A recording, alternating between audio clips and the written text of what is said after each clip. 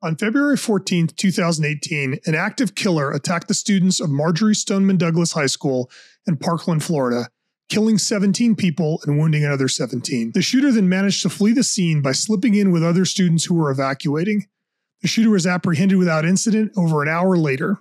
In the months and years that followed this incident, there was a firestorm of media coverage and legal actions directed at responding law enforcement agencies, not only criticizing their response to the incident, but also their failure to intervene with the shooter despite numerous red flags that pre-existed the incident. Additionally, a Broward County Sheriff's Office school resource deputy was charged but acquitted of child neglect and culpable negligence. There were also more than 50 civil suits filed, resulting in millions of dollars of settlements, as well as reassignments and resignations in the responding agencies. My guest today is Chief Clyde Parry. On the day of this incident, Clyde was the interim chief for the neighboring city of Coral Springs, Florida, and was responsible for setting up the initial command post and assuming incident command for the event. Clyde began his law enforcement career with the Denny Borough Police Department near Pittsburgh, Pennsylvania in 1986.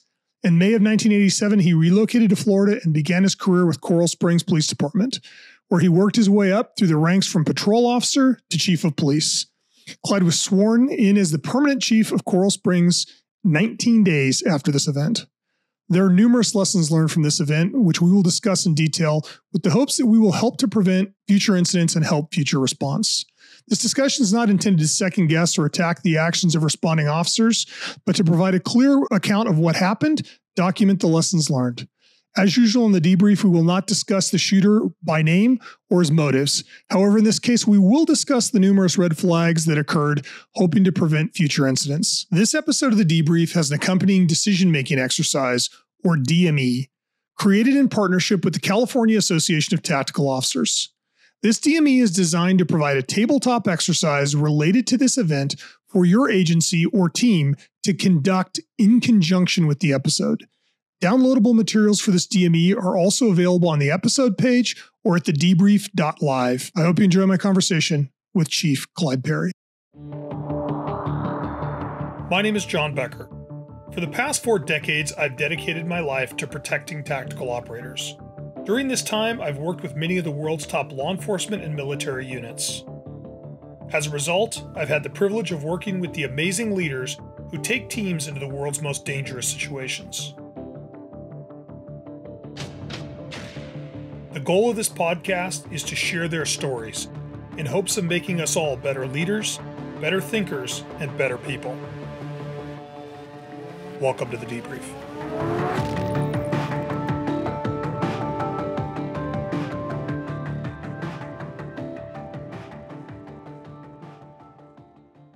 Thanks so much for being here with me today. I'm really excited to get into this topic with you. It's my pleasure. Why don't we start with just kind of a quick intro and bio on you? Walk me through your law enforcement career, just so everybody understands who you are. I graduated the police academy in Pittsburgh, Pennsylvania. I worked in a small town outside of Pittsburgh for a year before relocating to Coral Springs, Florida in 1987. Most of my career I spent as a narcotics detective. I spent 10 years detached to the Drug Enforcement Administration, the Fort Lauderdale District Office. Once I got promoted to a sergeant, I came back and supervised our narcotics unit and really thought I was going to retire as a narcotics detective or a supervisor. And then, I ended up getting promoted to lieutenant, captain, deputy chief, and eventually chief. So give us kind of like set the story for me here on the community of Coral Springs and kind of the surrounding area.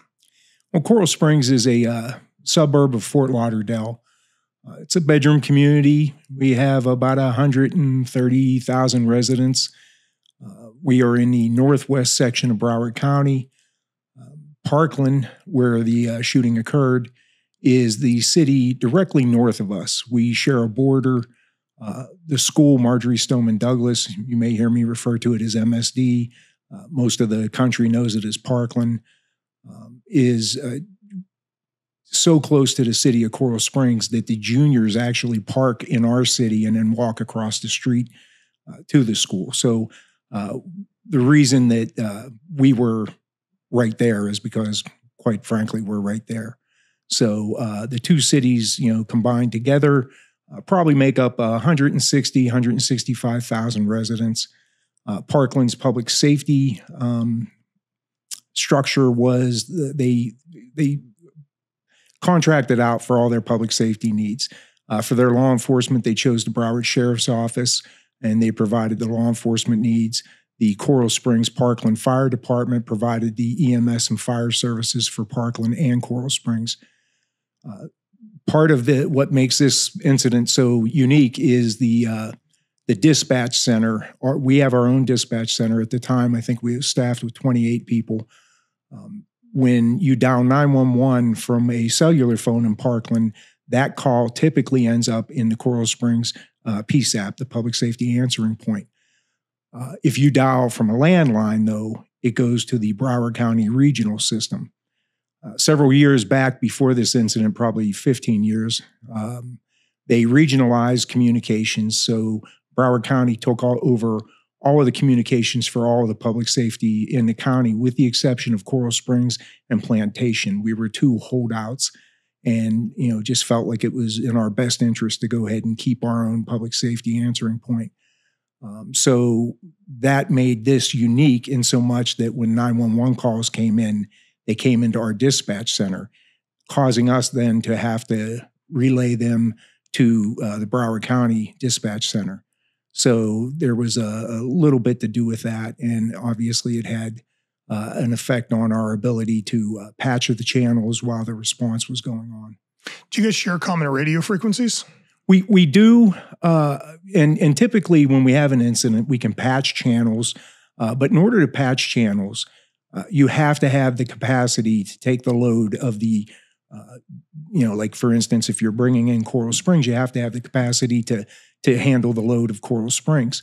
About a year before the Parkland shooting, we had the airport shooting in Fort Lauderdale, and we discovered at that time that the Broward County radio system, when everybody went to the channels, it got overloaded and caused bonking and throttling, and that forces the radio system to just shut down. So, they discovered that about, I'm going to say 13 months before the Parkland incident, and we're working on trying to get that problem figured out. And then this incident happened, and of course, the same thing happened during the Parkland incident.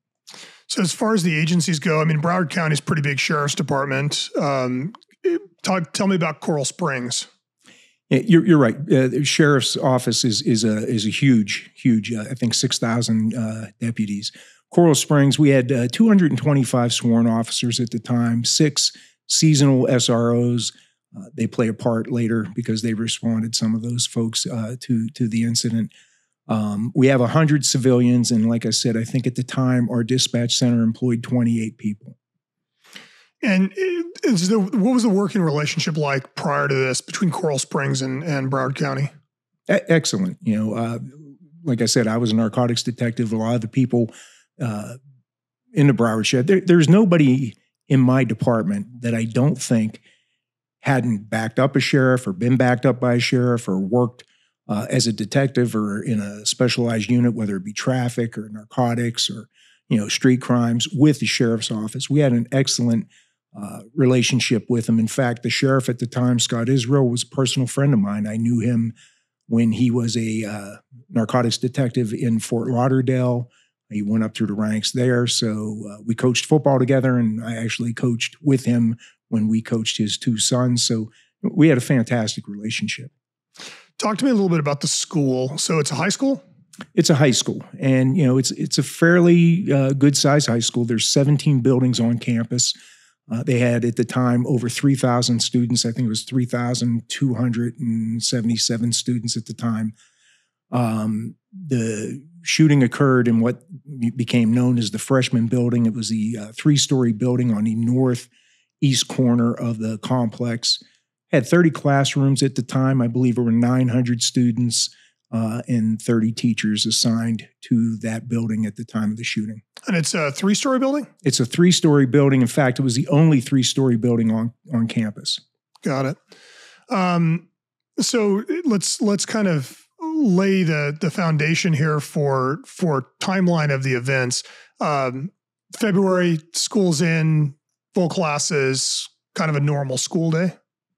Normal school day, except it was February 14th, Valentine's Day. So I'm sure there was a lot of thought towards that. And, obviously a day of love turned into a day of violence. The communities surrounding, like Coral Springs and Parkland, are both pretty affluent communities, aren't they? Yeah, but Parkland more so. At the time of the incident, Parkland was the 15th safest city, not in the county, not in the state, but in the nation. 15th safest city in the nation. Medium home prices for Florida at that time, they weren't as expensive as they are today. Obviously, we're going back in time, but 700,000 plus. Marjory Stoneman Douglas, was built, I believe, in 1990. I think 35% of the student body lived in Coral Springs. So it was a very affluent community, someplace where you wouldn't think this would occur. And I think that's an important point to drive home, is that these can happen anywhere. It was the 15th safest city in the nation at the time. Yeah, that's a really important point. Why don't we walk through the event? Because my thinking is we'll talk about the event and then we can kind of come back and go through lessons learned. Let's just walk through the timeline of the event. What time? Well, actually, let me go back. One other point I want to bring up. What is the law enforcement footprint on the campus on a normal daily basis? So at the time, there was one SRD. We call them school resource officers, the sheriff's officer, deputies, obviously, so they're SRDs. But there was one sworn SRD at the time, Scott Peterson. He was school resource deputy of the year, I think, either the year or 2 years prior to this. He was well thought of and loved by everybody at the school. They had a staff of unarmed security consultants there. I think there were 4 of them. And they had, obviously your teachers, your principals, your assistant principals. But as far as the law enforcement, personnel, there was only one deputy assigned to that school. Got it. And he is working and is on campus when this occurs? Yes. Okay, so how does the event first, how'd you start your day that day? My day started like every other day. I actually was in a shirt and a tie. I was up in my office and, just a regular day. At the time, I was the interim chief. I had been the acting chief many times prior to that. Me and the other deputy chief, Sean Becker, would alternate that back and forth. But our current chief of police at that time, Tony Pastisi, had announced his retirement, and he actually filled in for the city manager's office. So that's why I was the interim chief during this time period. And, it was a regular day and everything was going fine and, not just the regular, everyday, mundane stuff. And then in my office, I'm sitting there, I always have the radio on, and I heard one of our sergeants at the time, Sergeant Bill Reed, get on the radio, and he asked dispatch, he said, I just had one of the fire admin guys run by me and say there's an active shooter at Douglas. Is there any truth to that? And the dispatcher got on the radio and said, 10-4, we're getting multiple calls. We can hear gunshots in the background. It has been confirmed there is an active shooter at that time. Obviously, at that moment, everything, I liken it to, I got up and ran down the hallway and out to the parking lot. And I tell people it was like somebody took a stick and hit a beehive with our officers that were in the police department flooding out of the I can't believe we didn't crash a car, but flooding out of the police building. And we started driving up what in our city is called Coral Springs Drive. Outside our city, it's called Pine Island Road. That is the road that Marjory Stoneman Douglas MSD is located on. And I was in a car with the other deputy chief, and Captain George Sobron was in the back seat, and we were passing cars as we were going. And as we drove out of the police department and up Pine Island Road, I noticed when we got up to Sample that we had a red light, yet the traffic was still going. And this is an important point that I always try and stress to people. And I don't know why it stuck with me, but the light was red and I realized that we were still going. And as I got up to and we approached the intersection, I saw one of our humane units had pulled her truck over, blocking traffic, and walked out in the other lanes. It's a big 6-lane roadway, and was stopping cars so that we could go. And she knew that seconds mattered.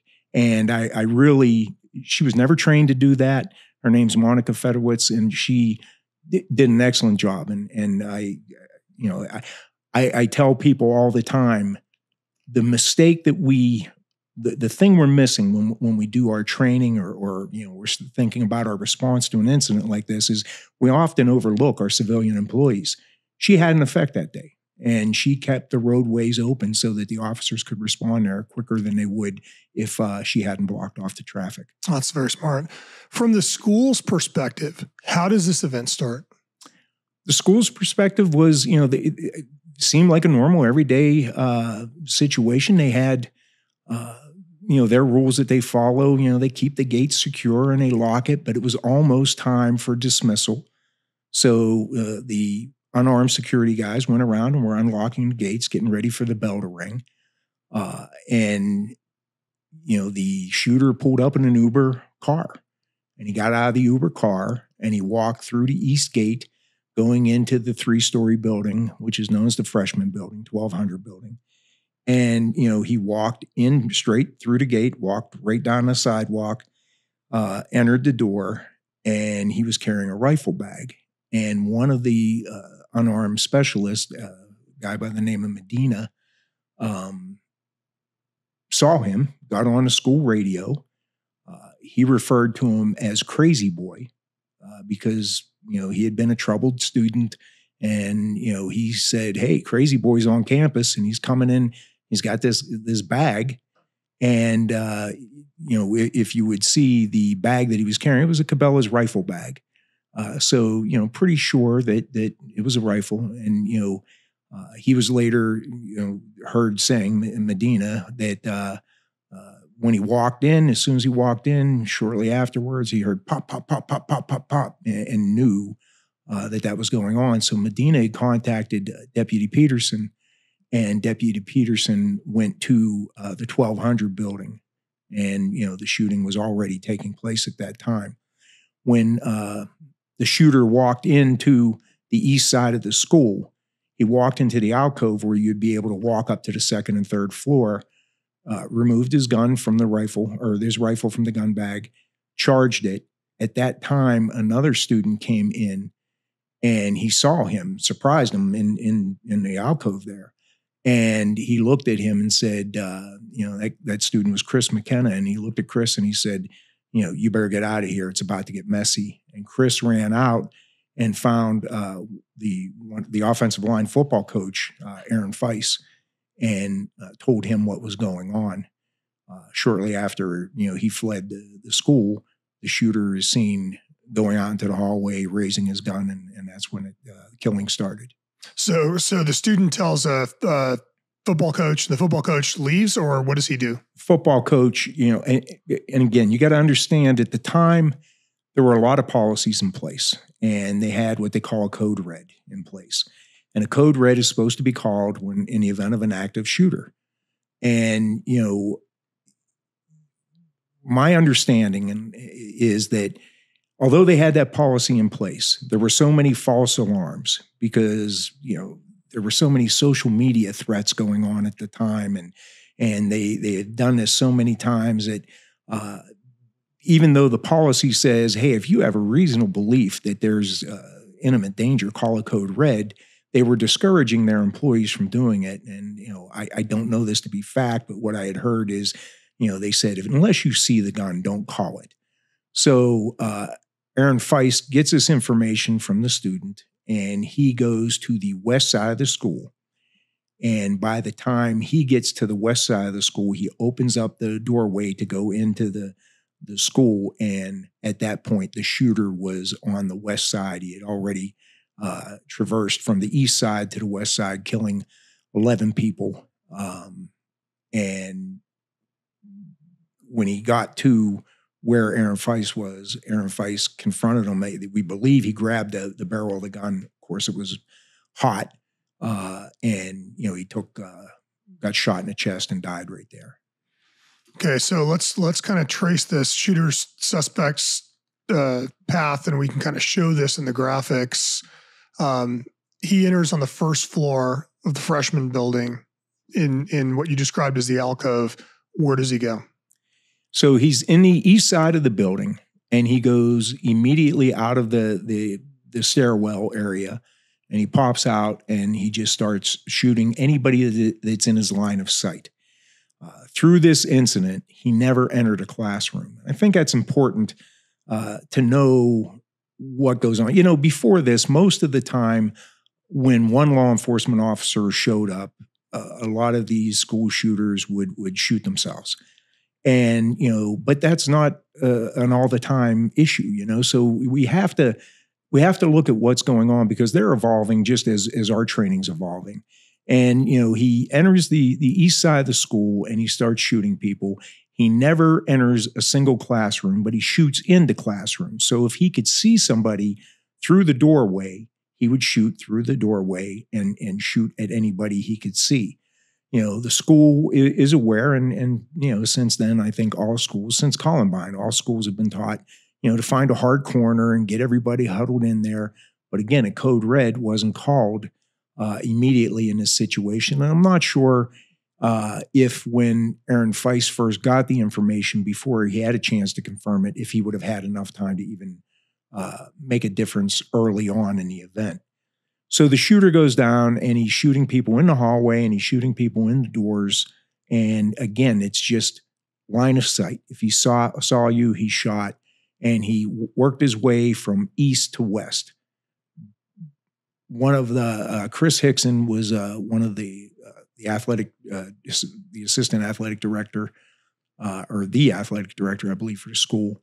And he came to investigate what it was, and he was shot, at the end of the hallway. I'm being told that he didn't die immediately, that he was kind of holding on to and waiting till help arrived. But the shooter went the whole way down to the west. Then he confronted Aaron Feist, walked up the stairwell, went into the second floor. And by this time, everybody had heard the shots. Everybody on the second floor had heard the shots, and they sheltered in place. So nobody was shot, nobody was injured, nobody was killed on the second floor. At this time, Deputy Peterson is outside the 1200 building, and he's giving commands and he's putting radio transmissions out. And the shooter is working his way then from west to east. At one point, a couple of the bullets that he fired into a classroom, it was like the second to the last classroom before he would have reached the end of the hall on the east side. So he's coming from west to east, and he fired some rounds, and they went through the windows there. And Deputy Peterson's point of view, his vantage point, would have been in a place where he would have seen and heard those shots fired. We're surmising. Well, and Deputy Peterson is going to subsequently come under a great deal of criticism and ultimately be charged with, negligence and child neglect. So it's obviously, a very relevant point, and not to indict him again, but what is he doing while the shooting is occurring by the known facts? Now, he's on a separate radio system. As I said, Coral Springs and Plantation remained the two holdouts for the regionalized radio system. We're operating on our radio system. Our dispatchers are transferring calls that are relevant to BSO. BSO is getting calls. We're transmitting at this stage. We don't have anybody on campus when the shooting starts. One of the officers, our first officer that arrived there was Officer Tim Burton. He was a school resource officer in an elementary school in the north end of Coral Springs. And once his school was done letting out, his responsibility was to go to the North Community Park where the Parkland, the MSD juniors parked their cars. And his responsibility was go just to monitor it, make sure that, there's no problems, no fights, just make sure everything's orderly as the juniors are leaving the parking lot. So once Billy Reed got on the radio, Tim Burton was in a position where he put himself 97, which in our lingo means he's on scene right then. He was at the parking lot where he was supposed to be. So he was right there. He ended up hooking up with the Medina. Medina gave him a fantastic description of the shooter, told him the building, and so Tim Burton put that out on our radio system. Back to Deputy Peterson. He's putting stuff out on his radio system. At the time, I couldn't hear it, and I didn't know, but obviously we did a lot of investigations, and we poured over everything that occurred that day. So I do know that he was putting out radio transmissions, and it appeared to me that he reverted back to the training that we used to receive prior to Columbine, which was to lock down a school and stay back. In fact, a couple of his radio transmissions were, lock down a school, gentlemen, everybody stay back at least 500 feet from the 12 and 1300 building. Broward, do not approach the 12 or 1300 buildings. Stay at least 500 feet away at this point. Stay away from 12 and 1300 building. Early on, he did say, we have shots fired. It could be fireworks, but I think it's shots fired in the 1200 building. So he was putting that information out to the Broward Sheriff's Office. So the other BSO deputies, and again, the radios for the Sheriff's Office were working fine right then because, there weren't that many users on that channel. Once word seeped out, and it's amazing in the day of social media and phones, text messages, the word was out faster than you could ever imagine. So it would be natural for somebody, in the south end of the county to turn on Parkland's radio, go to that channel to hear what's going on. And as that started to happen, their radio system became overwhelmed and eventually shut down. So Deputy Peterson's calling for the school to be locked down. He's telling them to stay at least 500 feet back. What struck me as I was reviewing this is that hasn't been the training, since Columbine, and of course training is continuously evolving, but we've got to a point where I think the accepted practice in law enforcement today is it's kill the killer. You go in immediately. If you're by yourself, you go in and you're going to whatever stimulus you hear, whether it's gunshots, whether it's screaming kids, you are going to find the killer, and your job is to stop the killing by eliminating the killer. In this situation, Deputy Peterson parked himself outside the building and stayed in the same spot for approximately 45, 46 minutes. It appeared to me that he was under stress and shock. And look, I'm not trying to judge him or certainly I'm not happy with his response. I despise it.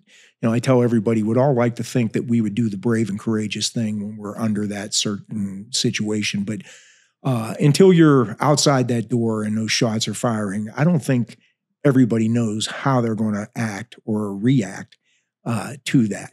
It appeared to me that he was under stress and shock is a funny thing. And that's where, when you get into a situation where you're under tremendous stress, tremendous shock, it's important that, you have your basic training to fall back on. And if you fall back on your basic training, you will more than likely then act in the way that you were trained to act. And it just appeared as though his fallback and was to the training that we had prior to Columbine. He was locking down a school, asking people to stay back. What was more shocking to me is he puts that out over the radio, and the dispatchers then repeat those commands. Everybody stay back 500 feet from the 12 and 1300 building. Now, our dispatchers have been trained for these types of events. We put them through scenarios. We tell them, what they're going to expect. We try and role play it out as best we can. And I don't know if the sheriff's office did that with their dispatchers, because if they did, then the dispatchers may have known or should have known that that was not the proper response. What's even more shocking to that is that went over the radio. Peterson said it, then the dispatcher repeated it, and nobody overrode those commands. Nobody overrode that and said, no, run into the building. I think it's fairly, I feel confident in saying that had Peterson entered the stairwell that the shooter entered, that he would have probably crossed his path as he was coming out of the second story on his way up to the third. And if he had done that, and if successful, he could have prevented anybody on the third story from being killed or injured. Okay, so let's go back to the movementist aspect for a minute. So he comes in, he shoots up the first floor, he goes upstairs. By then, the second floor has heard what's happening on the first floor. They're locked down. He finds nobody to engage on the second floor. Then what does he do? So as he's walking down, he's shooting into classrooms, but everybody's in a hard corner. Now, on the third floor, when the incident started on the first floor, the smoke from the barrel of the rifle, coupled with, they have these drop ceilings, and everybody knows about the drop ceilings, and the percussion from the gunshots in there caused all the dust and particles to fall from the ceiling to the floor, and it made it to where you couldn't see from one end of the hallway to the other end of the hallway.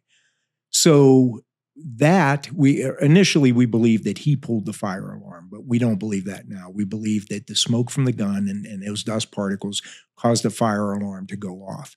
When the fire alarm went off, kids do what they've been trained to do their whole life. The third floor kids left their room, and nobody panics anymore when the fire alarm goes. They know it's just an alarm, and they go out. Most of them put earbuds in or headphones, and they're talking and laughing and goofing off in the hallway. So all of that noise being made on the third floor, I don't want to say it covered up the sound of but it distracted from the sound of the gunshots. So by the time the shooter got up to the third floor, as he got closer to the end of the hallway on the second floor, people were starting to realize, oh, wait a minute, I'm hearing something. So they either got back into their rooms or fled down the west end stairwell. And, some of them were still out in the hallway as he entered the third floor. And, he started shooting people up on the third floor and killing and injuring. I think he killed 6 others up there and injured another 10 people or so.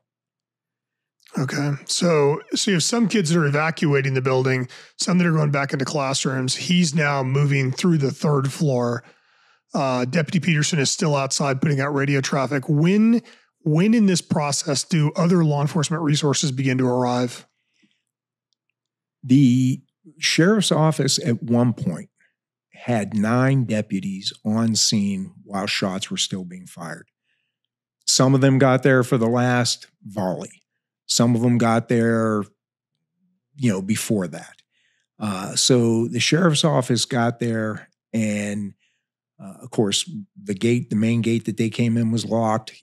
Peterson was calling for the roads to be blocked off. So some of those deputies were stopping traffic and blocking off roads. One deputy put out that he heard shots fired by the football field. We believe that the shooter's eventual plan, well, we know, there's a video of what his plan was. And he wanted to get into the teacher's lounge area and set up a sniper's perch and shoot students in a courtyard as they were running away, and presumably law enforcement officers as they were responding. But we live in Florida and we have hurricanes, and the school was built, in the 90s. So it had hurricane glass. When you shoot hurricane glass, a projectile will go through it, but it will just spider the window. It won't shatter the window, and the window won't fall out. So it's our belief that he became frustrated after he tried to set up the sniper's perch up there, and that threw a monkey wrench into his plans. So at that point, he kind of panicked, dropped his weapon. He had a tack vest, not a bulletproof vest, but just a tack vest that he could hold extra magazines. And he dropped that and then ran down the third floor stairwell and fled like all the other students at the time. So he drops his gun, takes off his gear, and just leaves the building. Yep. And how long is it? So look, from a timeline of an event, first shots fired to when he exits the building, what's the timeline?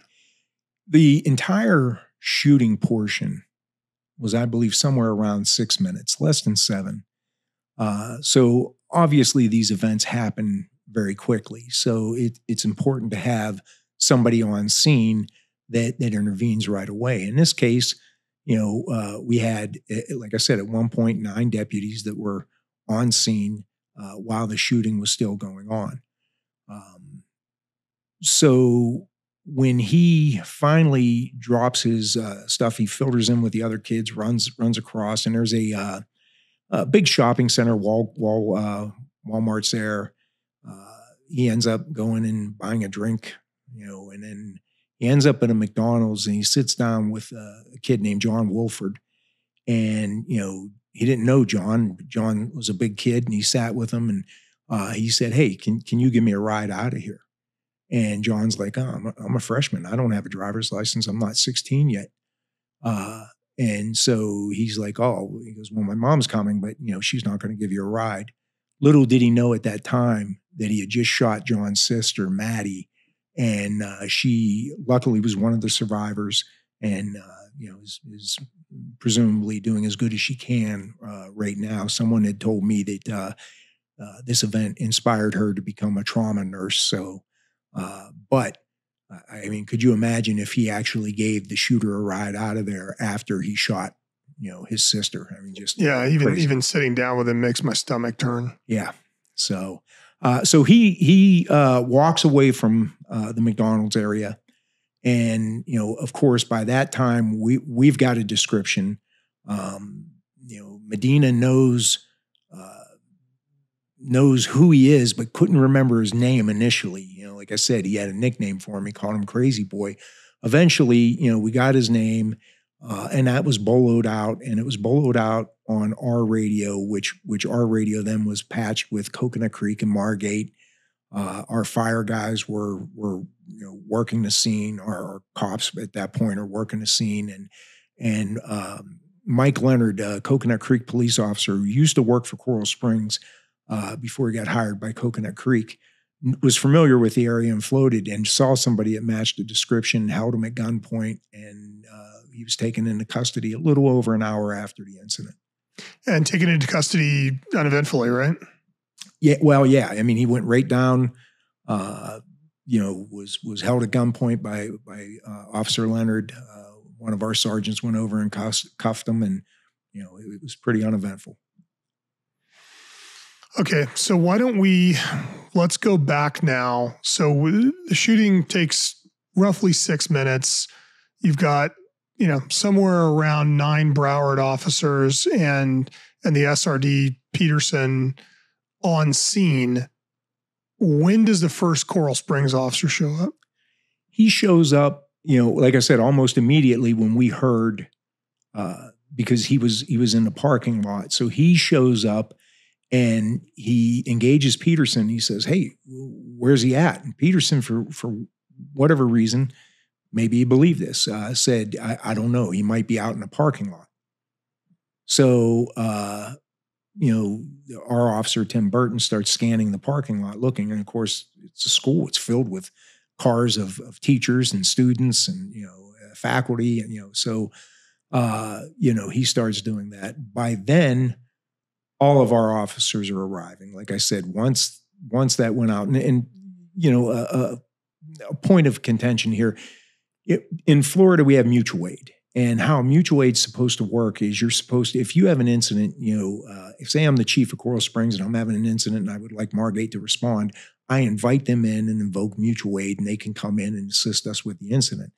In this incident, and I always said, we have to look at things that we could do better, whether they make us look good, make us look bad. In this incident, I wish that the very first phone call that came into our dispatch center, I wish our dispatch center would have asked the shift supervisor, advised him what was going on. We wouldn't even had to wait and see, if they would have said, Echo 11, we have an active shooter at Douglas, do you want us to respond?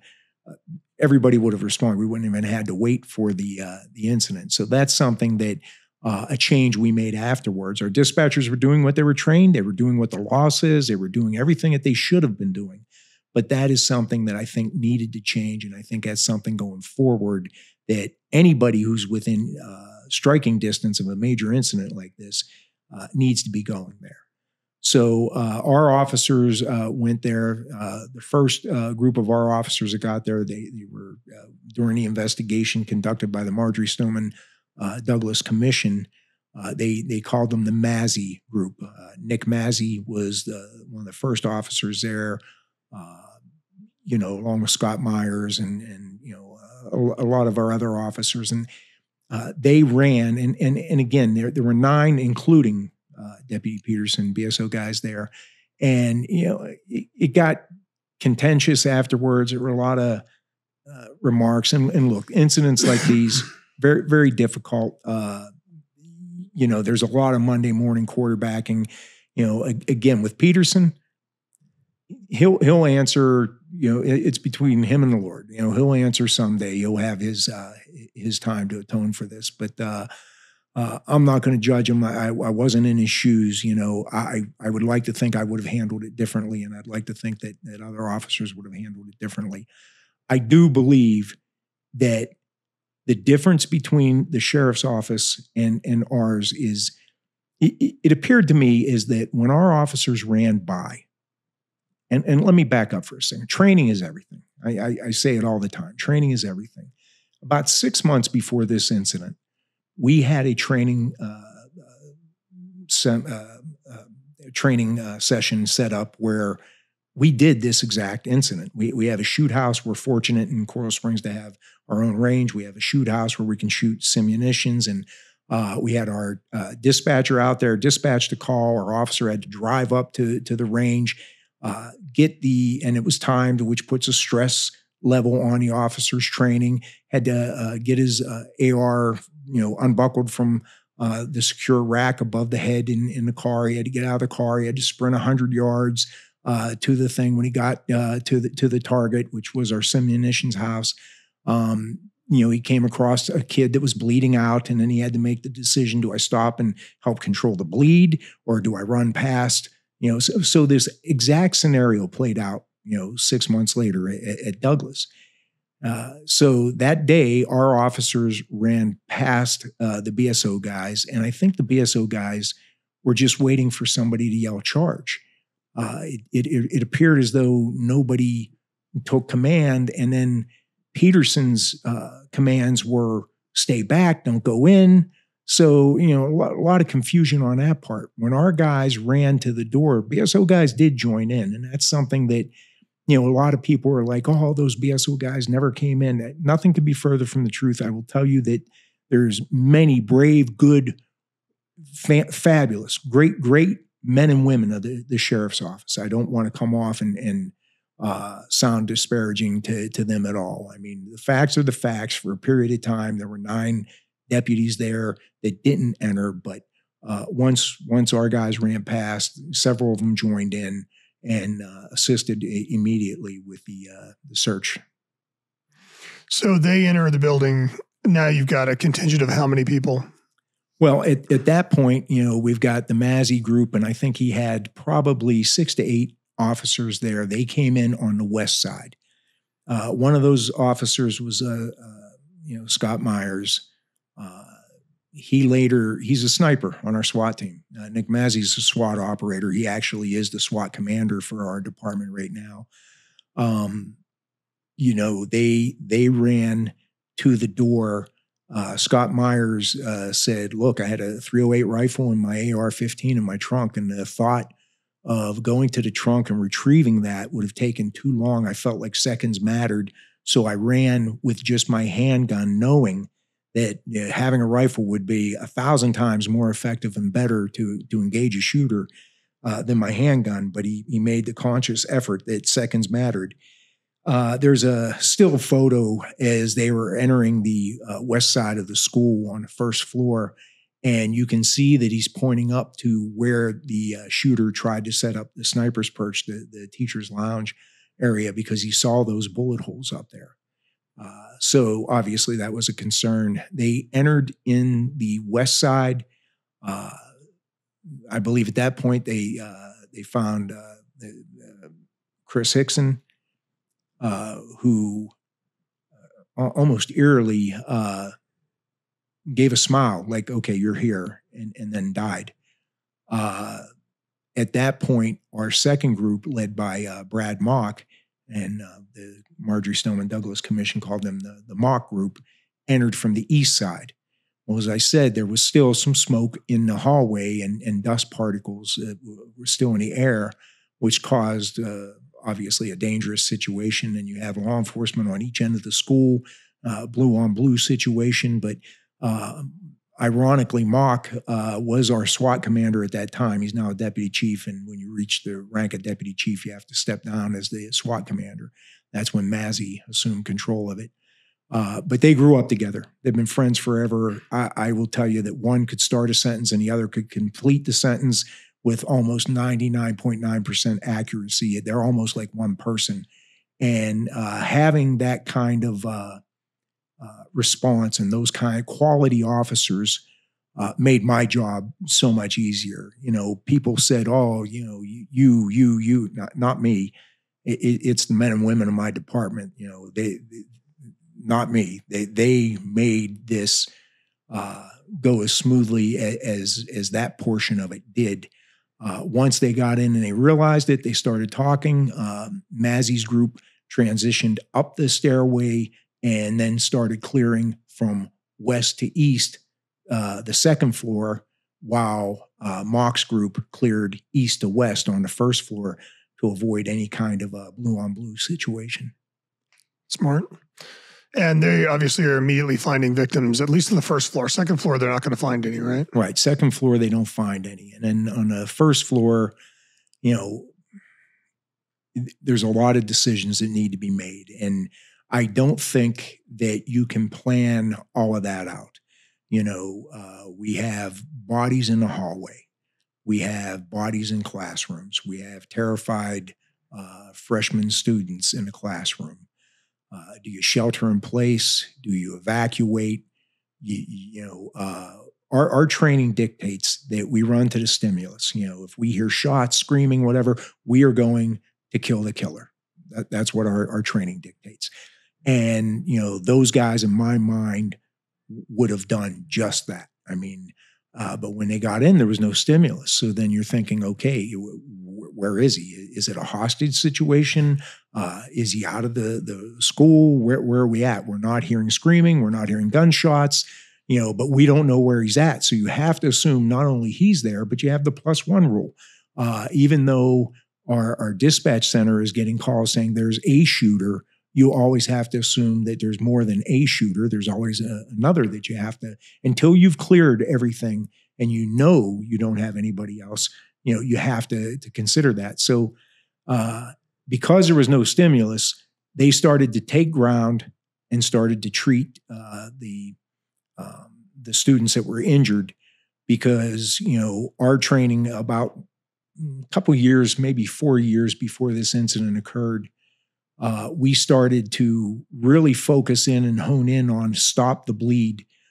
Statistics show that if you're able to stop the bleed, you can save somebody's life. And, you know, most people die because they simply bleed out. So we transitioned into a taking ground, holding ground, and evacuating people, students, as we took classrooms. And, you know, of course, we had to carry out many of the injured who were shot and unable to walk for themselves. And they were treated, I think that day, we did 7 chest seals, 5 tourniquets. We used combat gauze and stuffed it in bullet wounds, and did everything we could to stop the bleed and get the get the victims out to our fire guys who were staging. We have SWAT medics that were with us, so it was a good effort at that time of trying to save as many lives as we could. So we have a total of 34 victims, if my memory serves me right, 17 that ultimately end up dead and 17 that will survive the event. Yes. And how many of those 34 were transported or evacuated? So 17, actually we transported 18. One was dead, but it's an interesting phenomenon. And talking with our SWAT commander, Brad Mock, afterwards, he was saying that, as they walk by people who, some were obviously dead, but, you still check for vitals, and, you want to feel a pulse. We're all human beings. You want to feel a pulse. You want that to be there. And they walked past one of the victims, and two people said no, and then the third one said, no, I think I got a pulse. So they transported that person, but it's believed that person was already deceased before transported. But 17 were transported. The doctors from the hospitals later, praised us and said, look, the care given, the trauma care given, the chest seals, the tourniquets, the combat gauze, played a significant role in saving life. And, it wasn't until a long time later, I've spoken about this event, to different law enforcement groups in the past. And it never dawned on me. And one day I'm watching my presentation. I'm doing the presentation. I'm watching a video, and the shooter said his goal was 20. And I had never caught that before. And that day, and we're talking years after, I can't tell you, look, you can't feel good when you have 17 dead people. You can't feel good when you have young children who had their whole lives ahead of them. You can't feel good, the family members, the parents that I've met, there just are no words to how you feel. Not that I could ever feel their pain, but certainly I empathized with their pain, and it just very, very difficult to do that. But that day that I caught where he wanted to kill 20, and I know he didn't reach that goal, I actually felt good that day. And there weren't many days that I talked about this incident where I ever felt good. Yeah, I mean, it's terrible any day that 17 kids die, but it could have been 18, 19, or 20 without, intervention and medical treatment and transport. So, I mean, there is something to feel good about there. Yeah, for sure. So, look, at the end of the day, for the first hour, we didn't know that he was in custody, and we were taking ground and trying to treat as many people as we could. Officers were blood-soaked, transporting. It's funny.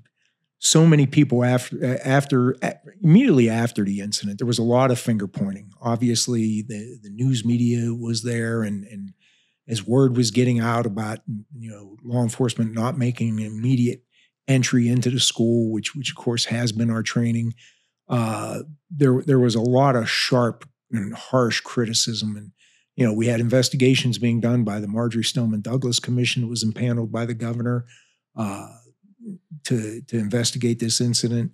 We had FDLE investigating it, the Broward Sheriff's Office investigating it, the Police Foundation. There were a lot of parallel investigations going on all at one time.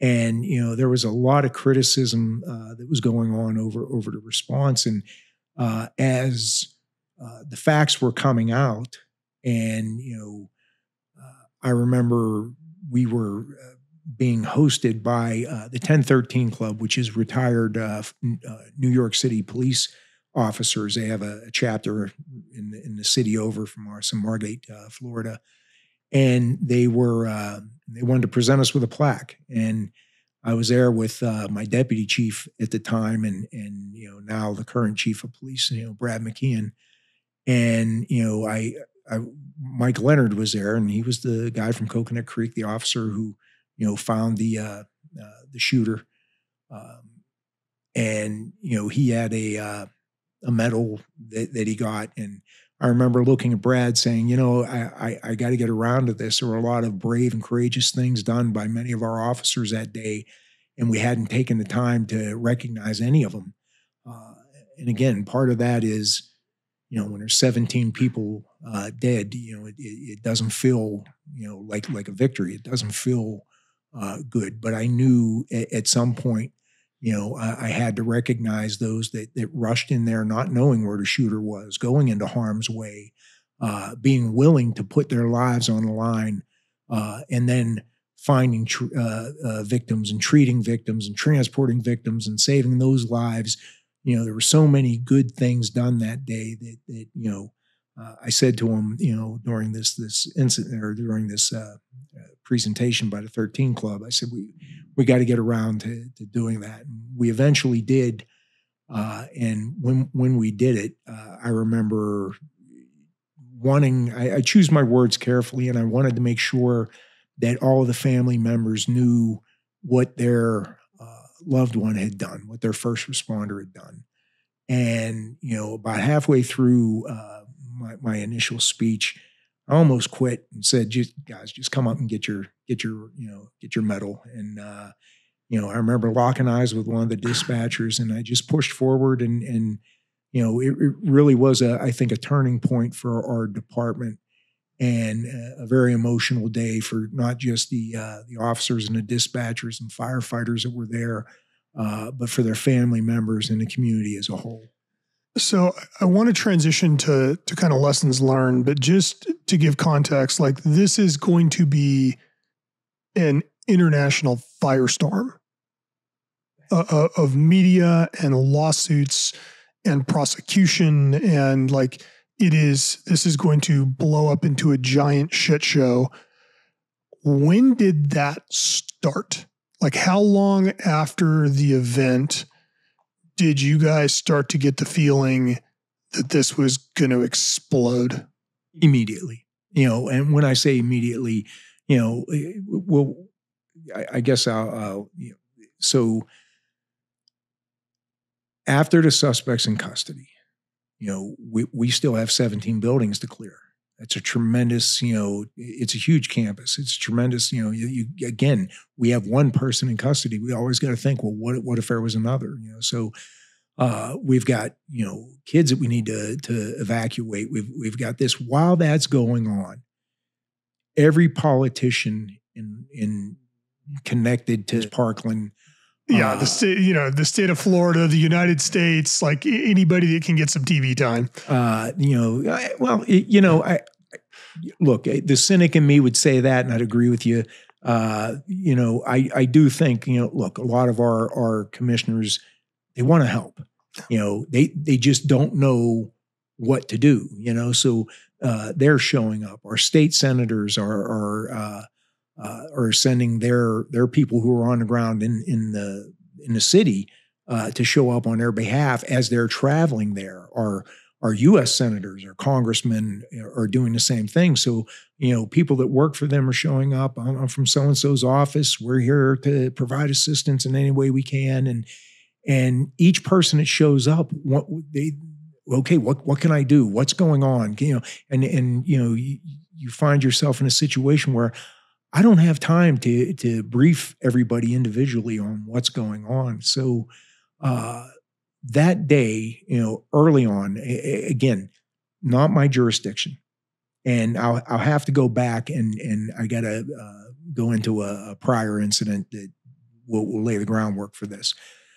We had a social media post at Taravella High School about a year before that, maybe a year and a few months before that. And, it was a picture of a student holding a gun. He says he's at Taravella High School. You could clearly see he was at the school. That's one of the other high schools in our city, probably the biggest high school in our city. And you could tell that he's in there and that there's a gun, and it goes over social media. And at that time I was the acting chief.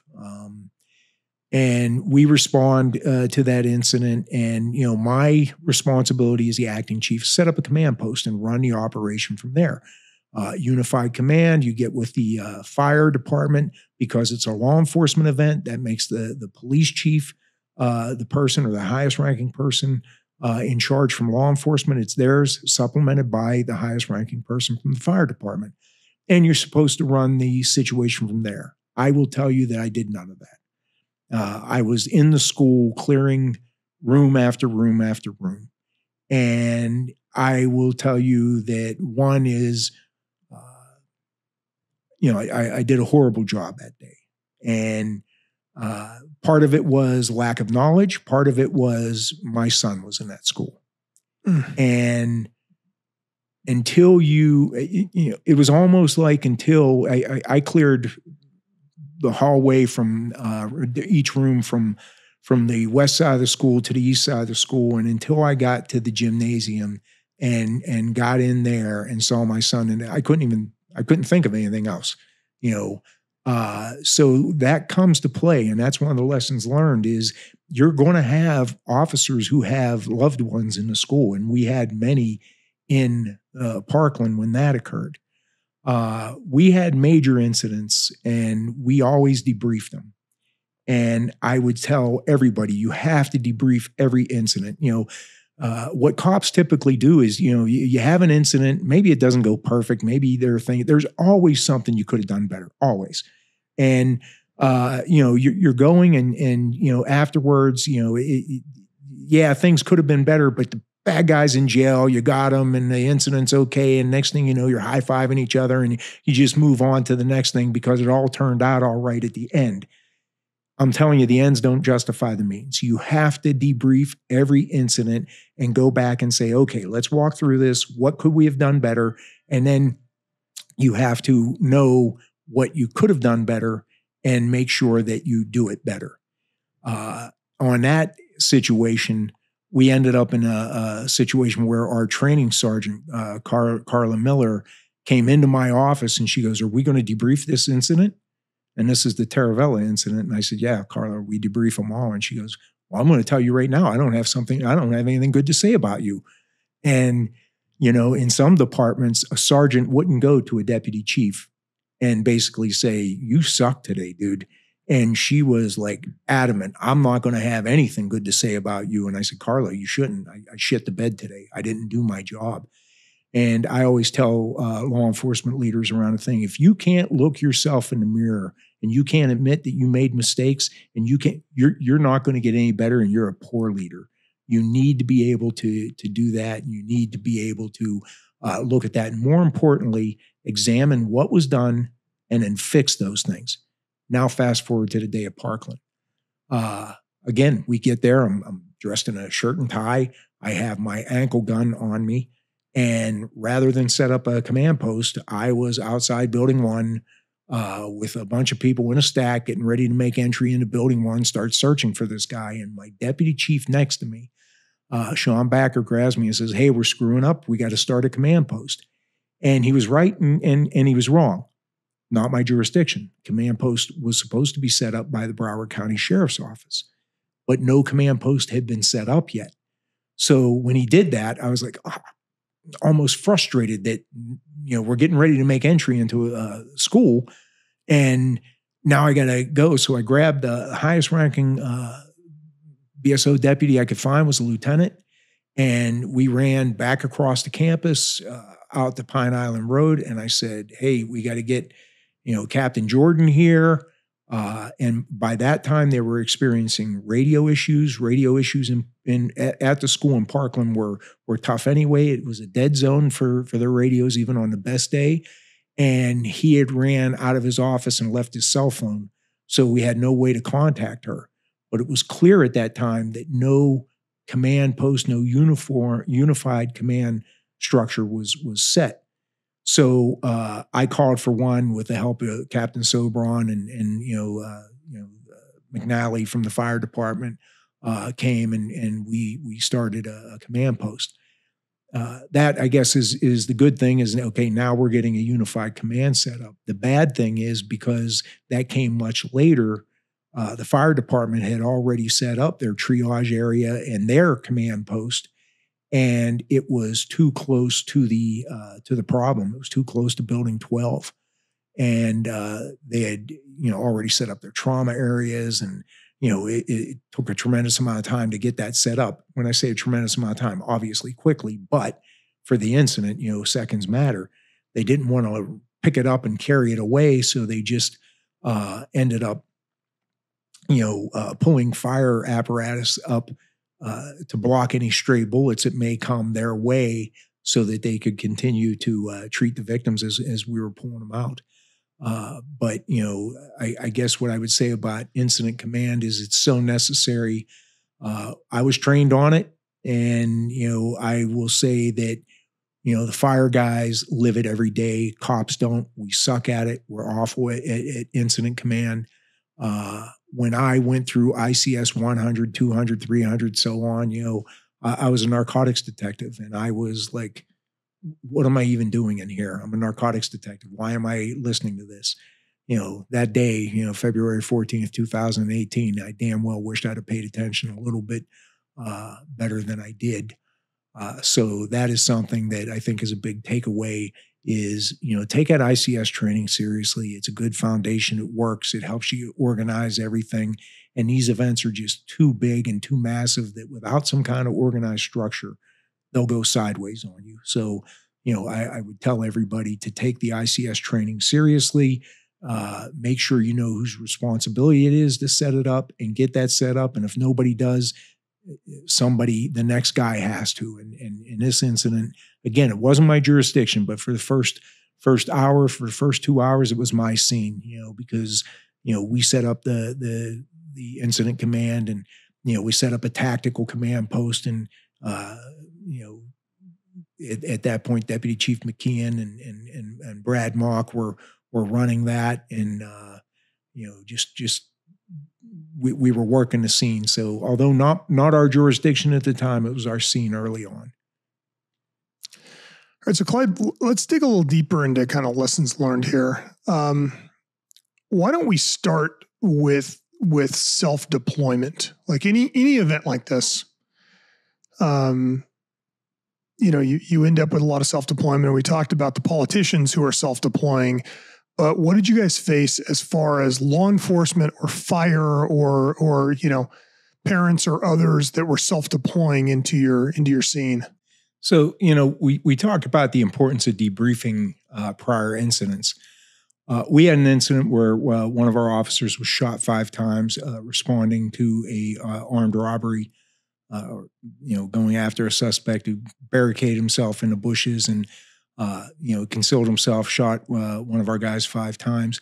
We had just started using Quick Clot, and that probably saved that officer's life. He's in charge of our homicide unit today, but that definitely saved it. We learned during that incident, Coral Springs, again, being a desirable community, we had law enforcement officers from everywhere.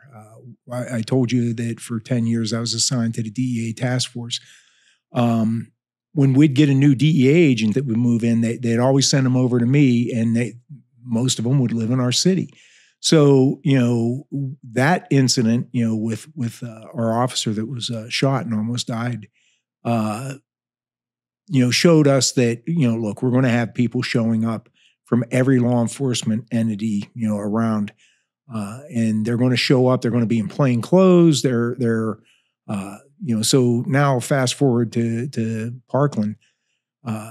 Right away, David Nunez was an FBI agent that came up. Great guy. He introduced himself to me and said, "Hey, I'm here to do anything I can to support you. I'm going to stick in your pocket, and I'm going to help you through this."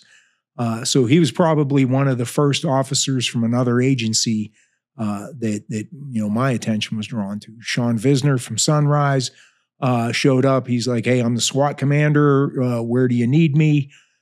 So those were, I guess, good self-deployments. They came, they checked in with me. They came to the command post, checked in with me. But early on, I would say that you have to practice this. And I talked a little bit about the importance of civilian employees. We have traffic accident investigators. We have animal control officers. You can use them to block off roads and set a perimeter around the incident. And my suggestion would be do that. Use them. They're not people with guns. If you try and tell an officer, okay, I want you to block off Pine Island and Wiles Road when there's an active killer in a school, they're not going there. They're going to the school. But you can use your civilian people to do that. I would suggest you have a check-in location, you stop everybody there, and that you send them to one centralized location, either a command post or a tactical command post, where they can get checked in and receive assignments. That way you know who's on campus and who isn't. During MSD, we had guys that would show up. One guy in particular, Margate officer, showed up. He's wearing a pair of shorts and a T-shirt, got a vest on. He's carrying an AR-15. Later, we found out that he had a kid in the school. What do you do with a guy like that? Probably not a good idea to have him in there. From my own account, as I told you when I went to Taravella that time, you're not thinking straight. When you're personally involved, your son or daughter's in the school. So probably somebody I wouldn't recommend having go into the school. But you still need to set up a location. We had ATF, DEA, FBI, Miramar's SWAT team was practicing, I believe, at our range. They were having training at our range. So they deployed, So before you know, we were overwhelmed with well-intended people. Well, well-intended law enforcement officers come, they park our cars anyway. Before you know it, we don't have an ingress or an egress from the scene. Cars are all over the place. It just becomes a mess. Then parents, like I said, it's amazing. Word seeps out and it just goes. My wife at the time was receiving, her phone was blowing up and people were calling her and they're like, what's going on at the school? What's going on at the school? And she's like, I don't know. And they're like, well, your husband's the chief. And she's like, well, he's busy right now. He's not calling me. And I probably didn't call her. This occurred around 2:14. I probably didn't call her till 10 or 11 o'clock at night. I didn't get home till the wee hours of the morning.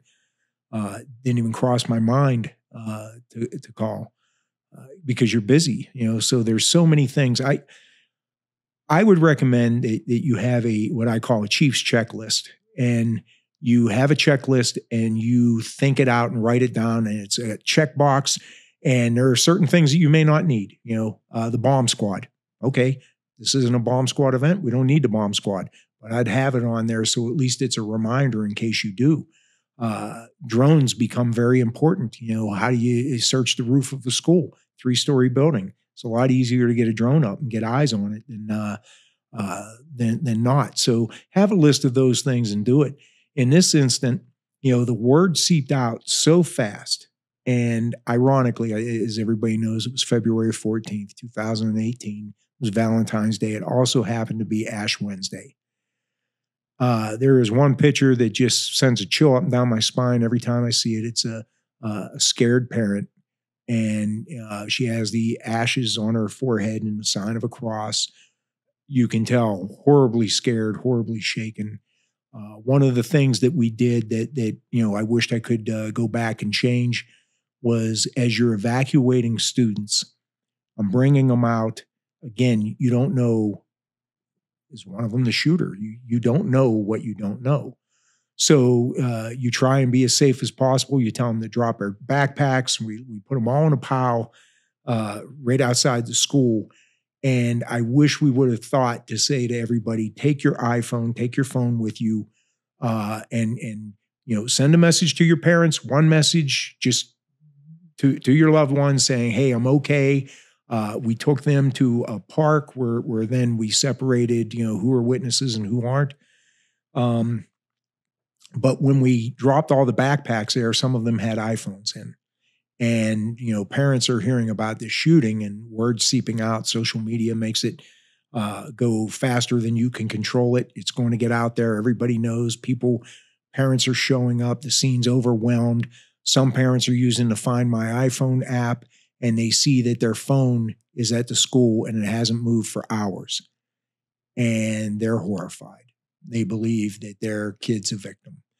And, that wasn't the case in many of the instances. It was just that we had packed or piled all the backpacks up in one area. I wish we would have thought that out ahead of time. I would tell everybody that if you're going to do that, make sure they take their phone with them, just so that, you don't terrify unnecessarily, all of these witnesses.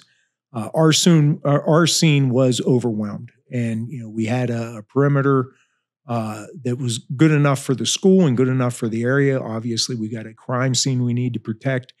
But there are things that would have been done or could have been done that would have made that easier. One, social media got the word out that there was a shooting there.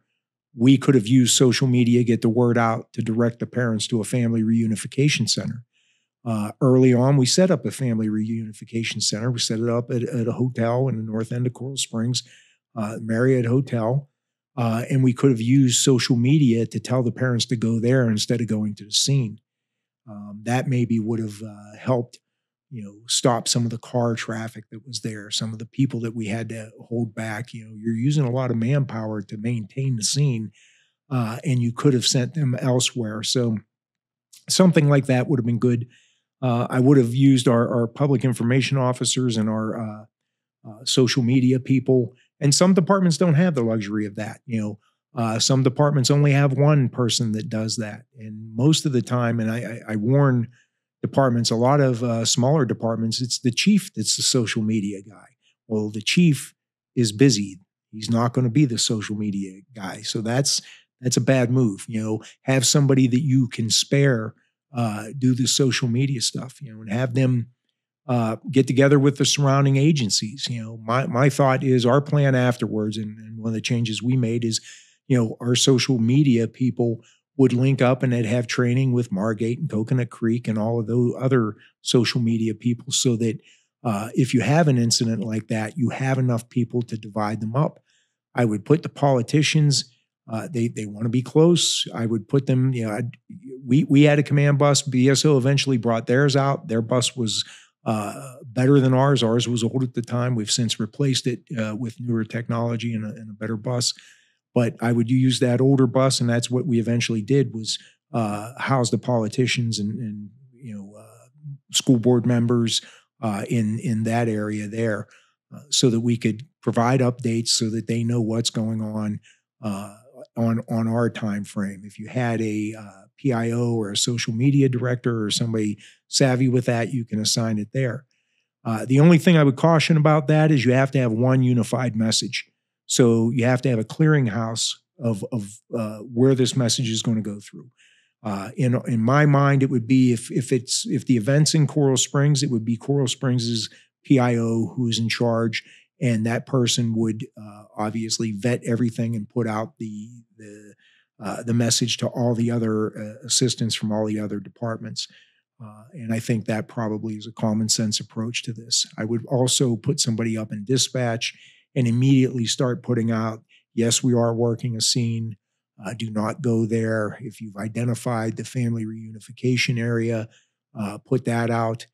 After this incident, we strategically picked places in our city that we would use as a family reunification center, one in the south end of the city, one in the north end of the city, one in the central area, and one out east. And we entered into agreements with the management, got blueprints, and mocked it out. Okay, if this happened, this is where we'd do it. We'd set it up here. This is where we'd make death notifications. Because even that, you have to lay it out. At MSD, there were a lot of times where, the families were all gathered in one large room, and they'd call somebody out, and you would hear a death-curdling scream. And the other families then knew, the fate of that person's loved one. And, we did the best we could that day under those circumstances. But by having that pre-planned and have it designed, that's there. The only thing I would say is that has to be renewed every year. You have to assign somebody to that and have them go around. Managers change. Of these locations, we used hotels. We have a gym in the south end of the city that is really big and could definitely support a reunification area. But you got to make sure that you're still current, that they know what's going on. Too many times we come up with a great idea, and this is, the funny thing about cops, we're great at coming up with ideas. A lot of good ideas get thrown on the command staff table. We suck at implementing them, and when we do our debriefings, we identify things that need to be fixed. And, if you don't go out immediately and fix those things, then you're wasting your time doing a debriefing. You definitely need to do it. It's good to identify your shortcomings, but once you identify them, that's the small end of it. Fixing it is the big part. So, just to give a sense of scale, how many kids do you end up, how long does it take you to clear all the buildings and lock down the site? So hours, hours until we were satisfied that we've cleared everything. And again, by that time, BSO SWAT team's there. Again, BSO has a fabulous SWAT team. Those guys are second to none. I would tell you that our SWAT guys, and of course I'm prejudiced, but I think they would say this, or a close second. They trust our guys and we trust them. There are a lot of times when BSO SWAT's going out of town, they ask us to cover different portions of their jurisdiction. So there's a lot of respect there between it. They worked together. They cleared it. Marking the rooms. One of the problems that we had is in the 1200 building, the 3-story building. The school had a problem with kids vaping in the bathroom. So to solve their problem, and it sounded like a great idea at the time. I'm not knocking the school. Okay, our problem is we have kids vaping in the bathroom. We can't put monitors in the bathrooms all day long. We're there. We don't have the manpower. How do we fix this?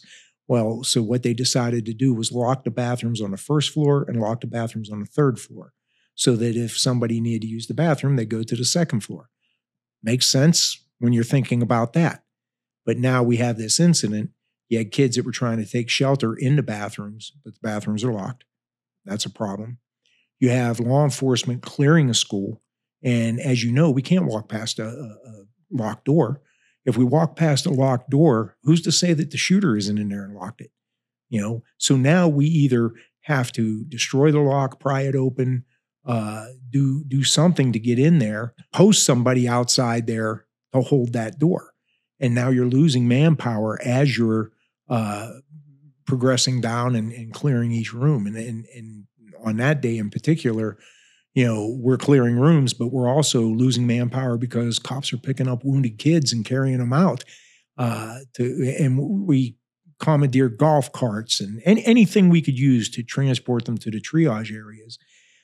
So you got a whole lot going on, and you're losing more and more manpower when you have to drop somebody off at a locked door, where you have somebody carrying a kid out, 2 people carrying, a wounded child out. So it becomes taxing on your manpower. A couple other things too. Hurricane glass. I think I talked about that a little bit earlier, but on our ASP, our collapsible batons, we had purchased a cap that has porcelain tips on the bottom so that you can shatter a window.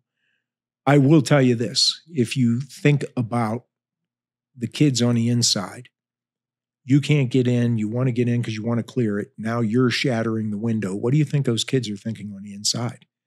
One of the other incidents that happened at Taravella the day that I did a horrible job is some of the kids in one of the building down there were picking up scissors and chairs. And as officers were coming in, if they weren't in, like I say, a lot of people self-dispatch, and show up to the scene. Maybe they don't have their police gear on. Picture this headline: officer mistakenly shoots student while clearing a building because the student was scared to death and was going to attack you with a fire extinguisher or a knife. A pair of scissors, to use as a knife.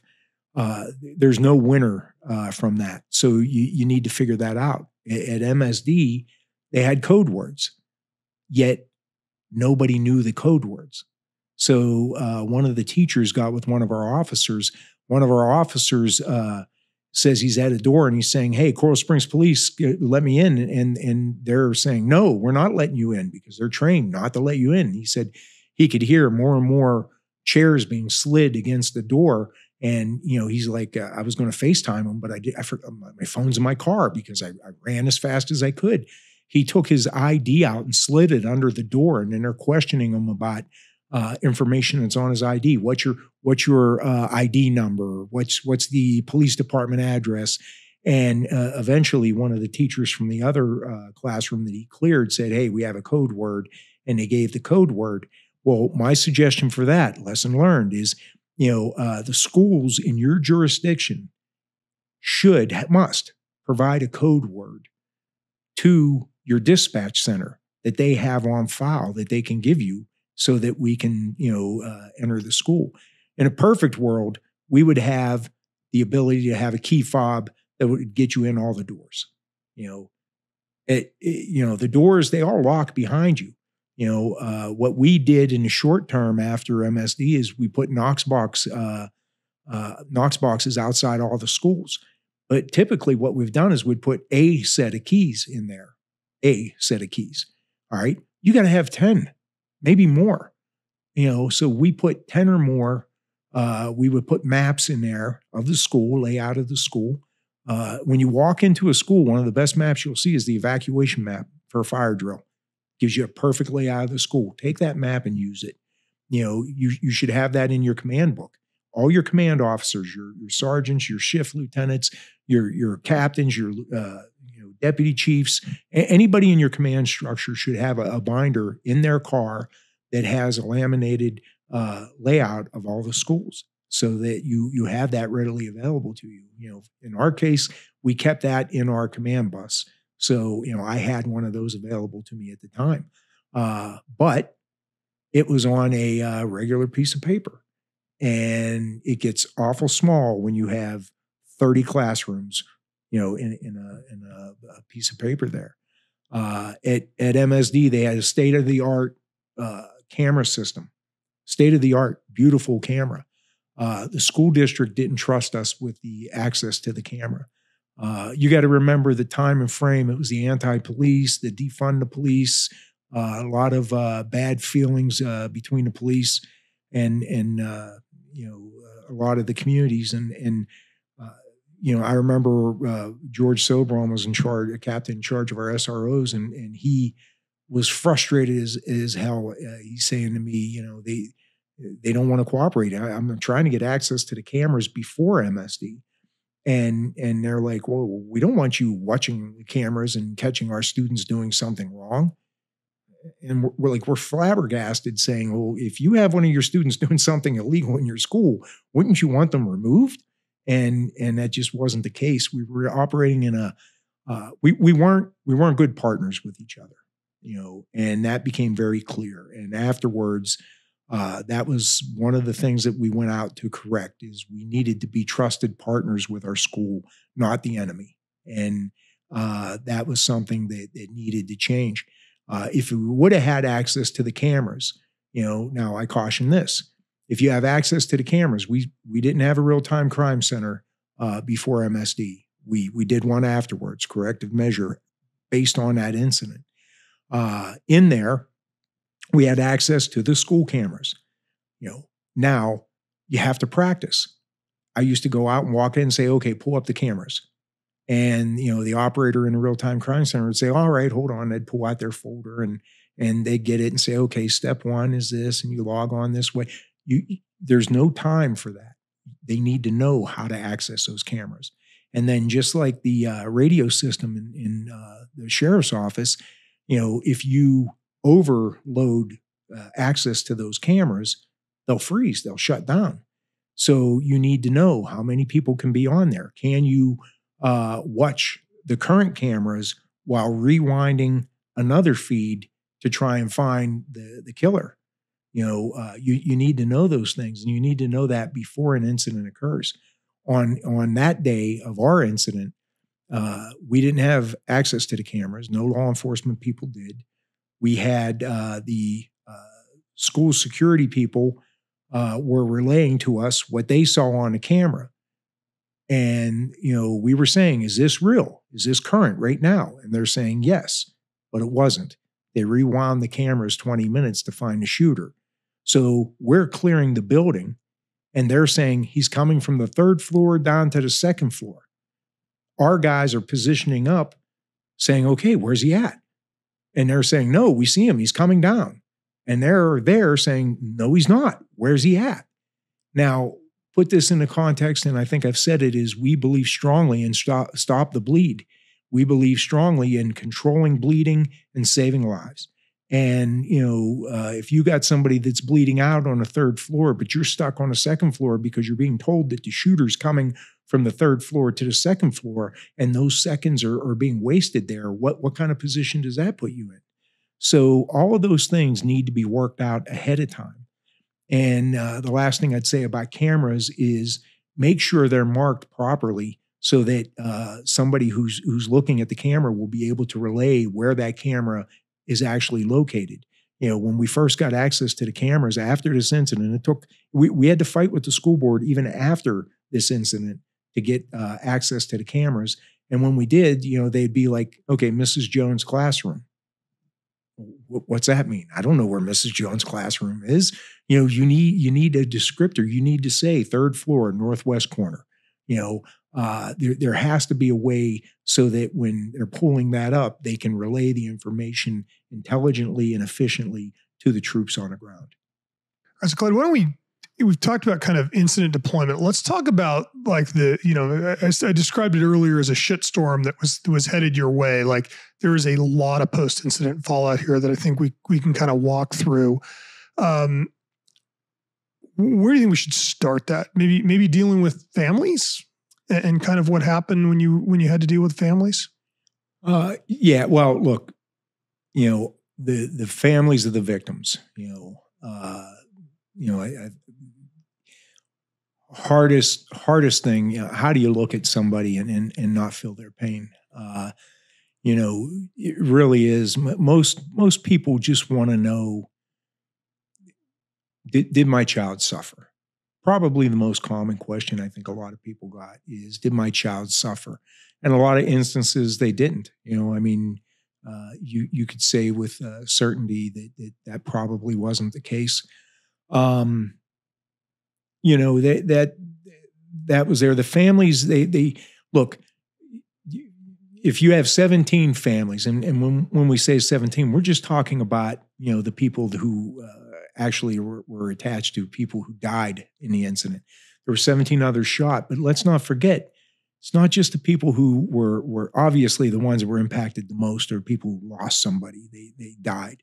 The people who were shot that still carry a bullet from the shooter with them, and the horrible images there, they're impacted. But the people that we evacuated, like when we were evacuating, when we were taking ground and evacuating the school, and we're running them out, Brad Mock made the decision to move the bodies over to the side. There's shell casings all over the floor. There's blood all over the floor, dead classmates. And we're trying to escort the kids out of the school. And, of course, they're running past now what they see are their dead classmates. And those are images that they will never get out of their head, that they will never erase. And those folks are victims also. Everybody's a victim here. This whole community, I tell this story often. I coach football, or at the time I was coaching football in the city, and we had one lady that came, and she was the kind of person that you could tell when she walked in the room lit up. Just the mood of the room got better. Always an outgoing, very friendly, going person. And after this incident, my wife had run into her at the public shopping center, and she said, "Oh my God, I thought she had cancer because she just looked so bad." She lived next door to somebody who was killed, and it affected her in a horrific way. So there was nobody was left untouched. There are no people that weren't touched by this in some way, especially even though, we're talking Broward County, 1.9 million people. You're talking Coral Springs, Parkland, 160,000 plus. Everybody knew somebody that was directly or affected by this incident, or somebody that was, as I'm saying this, I'm thinking, I'm up in the command staff room. Remember, I become the chief of police, I think, 17 days after this. I'm sworn in. And, I was the interim chief, and I knew I was going to become the chief. I felt very strong about my chances. And you have so many things that you want to accomplish when you're a brand new chief. Oh, I've got this list. That all went to the back burner. My first year and a half, every day it was something about this incident, and rightfully so. It was, obviously the major incident, a worldwide event. We had cameras from all over, school, news media, the year anniversary, the 5-year anniversary, it never stopped. And one day I'm up in the command staff office, and one of the guys on my command staff comes in and tells me that we had a suicide, and we were actually talking. Sidney Aiello and Calvin Desir are two young people who died by suicide after this event, and it's believed that this event strongly, made that happen. So. Of course, I don't know what was in these young people's head at the time when they did this, but I remember him telling me that, and I'm thinking, this asshole's in jail and he's still killing people. It's not something that goes away. It's something that just stays with you. I was scared to death of losing any of my officers, any of my civilian people, my dispatchers. I didn't want this. This was a tragedy, and I didn't want to follow up this tragedy with any more tragedies. My heart goes out to the parents of those young people who died by suicide, and it's just again, nobody was left unscathed by this, and luckily, I'll knock on wood. We haven't lost anybody. We put a lot of effort into, caring for each other after the event. And I hope that had a meaningful action, for the outcome. And, it's just these events are they're so big. There's just so many things to go over and so many things to cover. Let's push on that for just a little bit. What, now you've been through this, you're obviously, everybody in your department is affected by this, either directly or indirectly, or through their families or their families' friends. If you had some time with a chief who's walking into this situation, what would you tell him about kind of caring for your own people and making sure that you're dealing with what is going to be long-term fallout for them? Well, the first thing I would say is have a plan ahead of time for dealing with the aftermath. We had a CISM team that was set up that was, critical incident stress management teams. And we have other agencies that help us when we need it. We help them if, an agency loses an officer, our agency may go down and provide counseling and somebody to talk to and somebody to bounce things off of. But I would also say have your professionals. The one thing, our fire department, the chief of the fire department was Frank Babinak at the time. He's actually the city manager for Coral Springs right now. And he had a good grasp on this and, has pushed the mental health aspects, and that helped us through this. We had a plan in place. Each person's different. Individuals, they're all different. There's no one cookie cutter system, that fits everybody. Somebody may need to go to counseling for years and to help, get through it. Some people may not want to go to counseling at all. And, I've read studies where they say forcing somebody to go to counseling when they don't want to can be as harmful as not going at all. Again, I'm not a psychiatrist. I'm not a psychologist. I don't know. I'm just a guy, and I'm just trying to do the best I can to care for my people. Confidentiality is important. You know, our officers that were assigned to people, you know, if they were told, yeah, I thought about hurting myself, that never got to me. You know, I hope nobody felt that way. I'd be foolish to think that that's the case. But, you know, we have it to the point where our guys have been trained and they would not tell me at all, you know, and shouldn't, because it's, if you have a crack in the system, if word gets out, then the whole thing breaks down. The whole key is getting help to people who need it. You know, after this incident, we mandated that anybody that was in the 1200 building go for a defusing, you know, a debriefing. And we felt that that was one to mandate. But then we ask, hey, anybody else that wants to go can go. And you got to remember that, you know, these cops are going home to their wives and they're dumping all this on their wives. Well, that affects the whole family. In one instance, one of my sergeants was actually he was helping coach baseball. Good friend of mine, you know, I know his family, you know, we've coached together. He was actually there getting the field ready for baseball the day of this incident. His wife was the assistant athletic director. His son was in the school. He came across one of the kids that was wounded and started treating him. You know, so it was a traumatic experience for their whole family. You know, he had a younger son that, although he wasn't at the school, he sees everything that his family's going through, and it affects him as well. So, you know, we had family counseling set up. We waived all co-pays for any kind of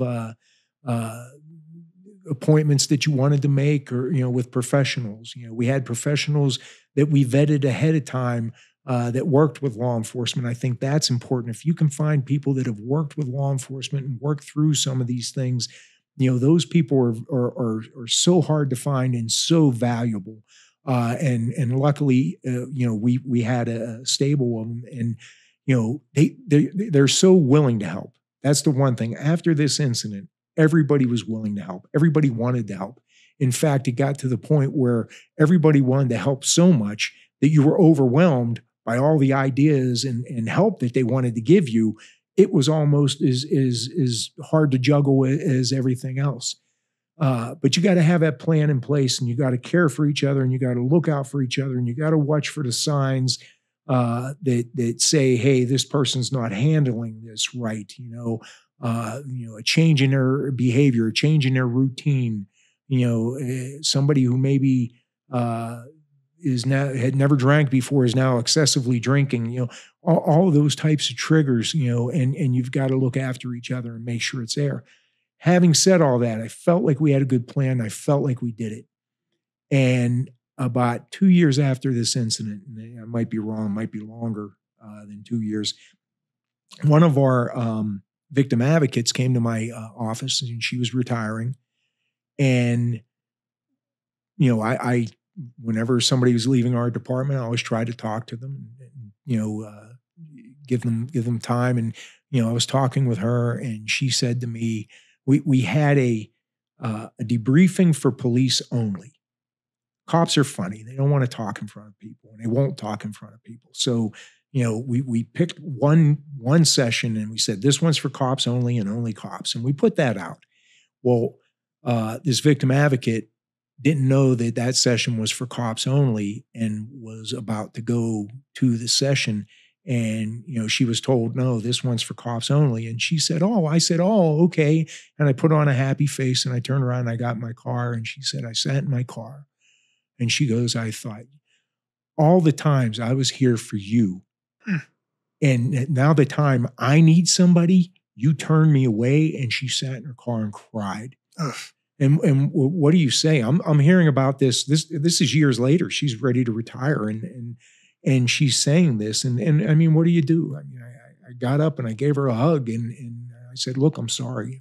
I'm sorry that, you know, the best laid plans, the best you can plan all this stuff out. And I promise you, you're still going to miss something.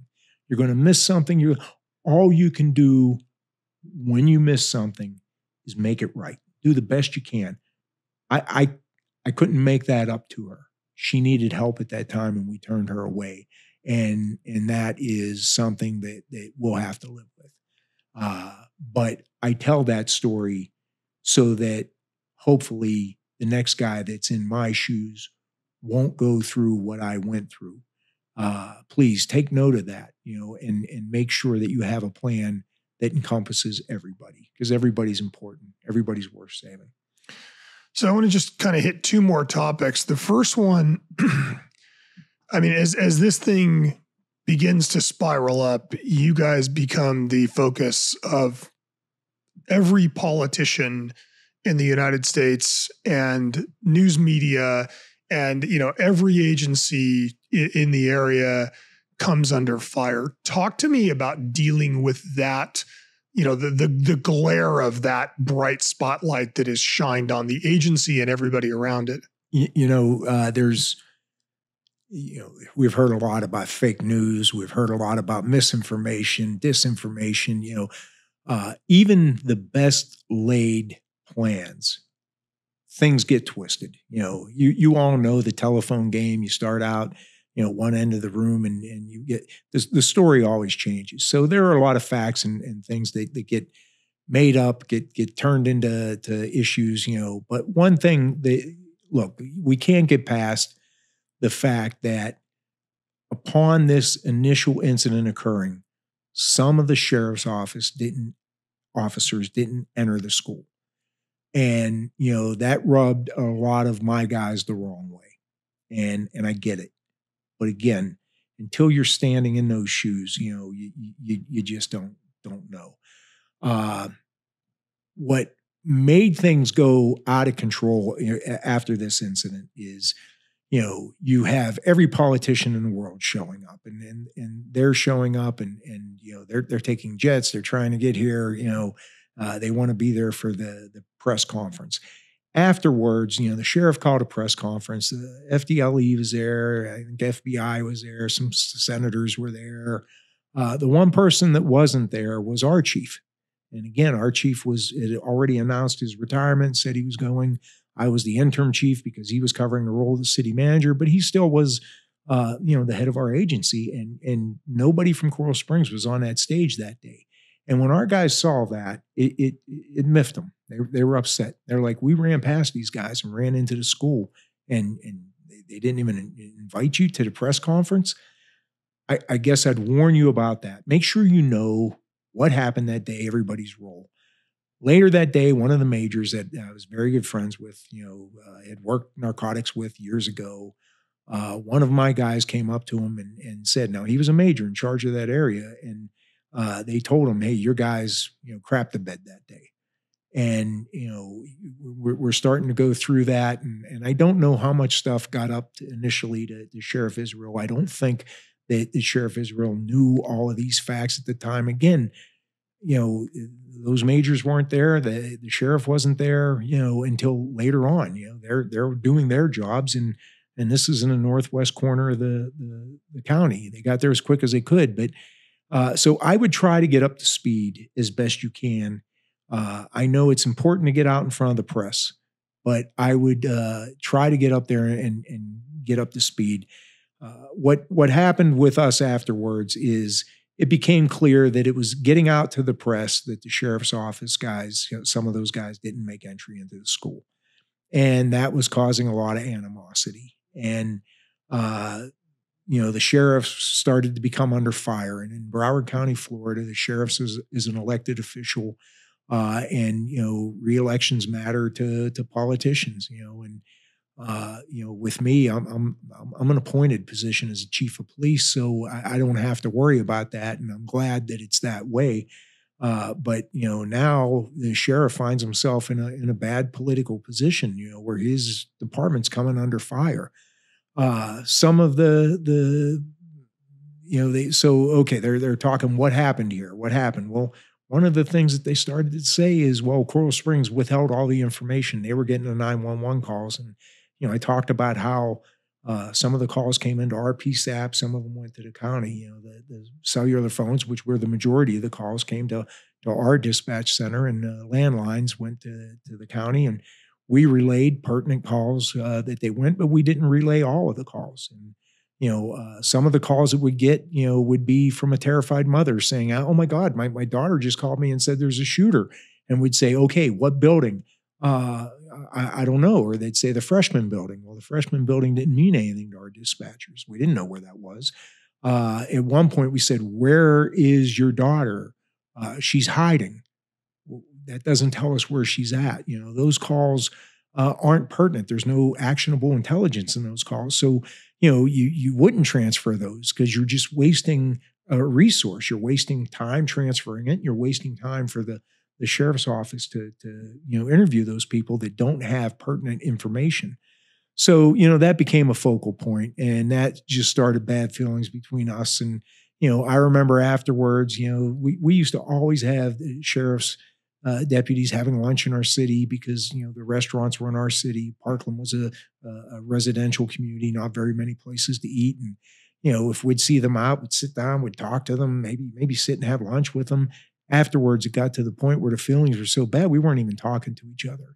And I remember saying to my deputy chief at the time, to Brad McKean, I said, "We got to fix this. We got to stop this. First of all, the sheriff's office, again, filled with courageous, brave, well-intended, fantastic deputies, some of the finest law enforcement officers I ever met. On top of that, they're a huge agency with much more resources than my department had. We need to work together." So, it was a challenge afterwards trying to repair those those bad feelings and the animosity and trying to get it back to normal. I think we're there. I hope we're there. Because we all got to work together. We're one big law enforcement community. So looking back at the event now, 6 years later, what other remedial measures did you implement in the department? What did you change, in the kind of the long-term fallout of this where, looking back, what changed after the event? Well, obviously we need to become trusted partners with our school district. That is something. One of the things, the radio system, again, and this does not fall on a sheriff. The Broward County has a separate system. ORCAT controls the radios. The sheriff doesn't control the radios. In other words, anything that's living, breathing, i.e. dispatchers, the sheriff hires them. That's who the sheriff is in charge of. But the radios, the radio communications, the computers, the CAD system, that's all controlled by a different part of the county. And, we were saying, we got to fix this radio system. We weren't able to patch our radios together. And what I learned is that, on top of the bonking and throttling, they didn't have the bandwidth, I guess, for lack of a better word, to take on the load of patching us there. But I later heard that they didn't even have our frequency in there. They were mad that we didn't join their regional system, so they didn't have our system there. So you can't patch what you don't have. So when you had that, you have two different operations being run. The Broward Sheriff's operation and the Coral Springs operation. At one point, when their radio system crashed, they were having runners run up to the third floor to relay a message, then run back down to give the answer. That's no way to operate, so we needed to fix that. I wish I could say, we came up with a hub solution that would allow us to communicate with each other. We're 6+ years after, and that still hasn't been worked out. And that is one of the things probably that I'm most upset about. When I retired in 2022, I wanted to have all this done. And we made a lot of changes, and I'll go into those, but the one thing we weren't able to change is the radio thing. And there's too many, I guess, bureaucrats in a way, in my mind. It's my opinion alone. I stand by my opinion. I had many arguments, about this. I wanted to fix this. I never wanted to look at another parent that lost their kid to violence like this and say that we had a radio issue. To me, that's unacceptable. That's just garbage. But that still hasn't been fixed. And I know, Brad McKeon is working tirelessly to continue to carry on the fight that we started together. And he's, I hope that he's making inroads. I hope that he gets that fixed. As far as other things, I said we didn't have a real-time crime center before this incident. We do now. We put in an alert software in our charter school. That's camera systems, and you can remotely lock doors, unlock doors, speak over to the speaker. You can, anything that you can do. If you dream it, you can do it through this system. Andy Pollock, started a foundation that helped us pay. He was one of his daughter Meadow, was one of the victims, and he started this and did that. So many of the parents started their own foundations and are doing tremendous work. Gina Montalto's family doing a great job. Alex Schachter.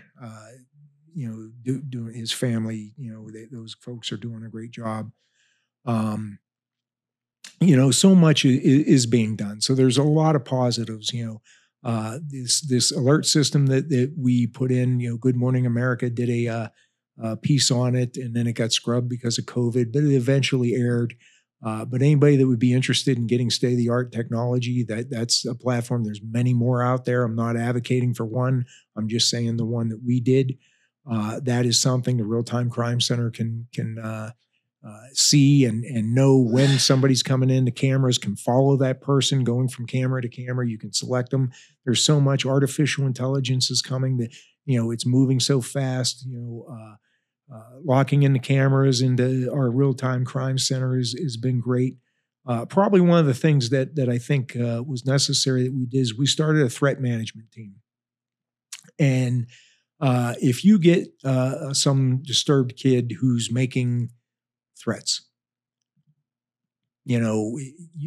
I don't think you can arrest your way out of these problems.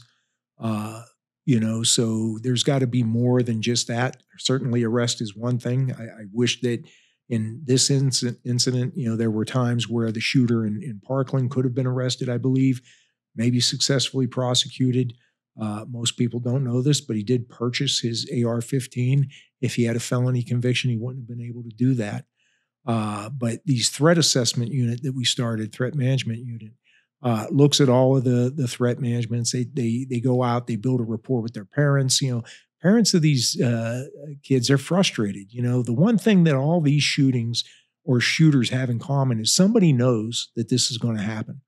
A close friend, a family member, they suspect it, they know it. No parent wants to believe that their child is capable of such a horrible thing. But deep down inside, I think they know that there's something wrong. And if you can build a rapport with them and maybe get them help and get them counseling and point them in the right direction, and if that don't work, then lock them up. Do whatever can be done to mitigate it. We're never going to stop these. They're here and they're not going away. At the time of Parkland, it was the third deadliest school shooting. We are now 4. Uvalde had passed us. And as I watched that unfold, I was sickened by the lessons that we learned that were well documented, well out there, and the failures at Uvalde. How do we, as a law enforcement community, keep making these same mistakes? It can't continue to happen. I think about the Nashville shooting. The shooter in that case has a manifesto that has yet to be released. And it's important as somebody, look, I'm retired. I'm just a normal, ordinary guy. But I'm somebody that, because of what we've been through, has a keen interest in this.